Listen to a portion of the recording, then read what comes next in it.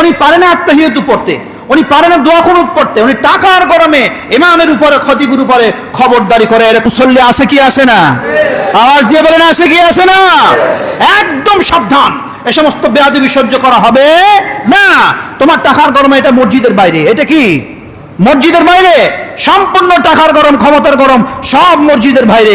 মসজিদের ভিতরে নেতৃত্ব থাকবে স্টাফদের হাতে, আর তোমরা স্টাফদেরকে খেদমত করবা আল্লাহর সন্তুষ্টির জন্য। কার সন্তুষ্টির জন্য? আল্লাহর সন্তুষ্টির জন্য। একজন ইমাম তোমার ঈমান বাঁচাচ্ছে, একজন মুয়াজ্জিন তোমাকে ঘুম থেকে ডাকছে।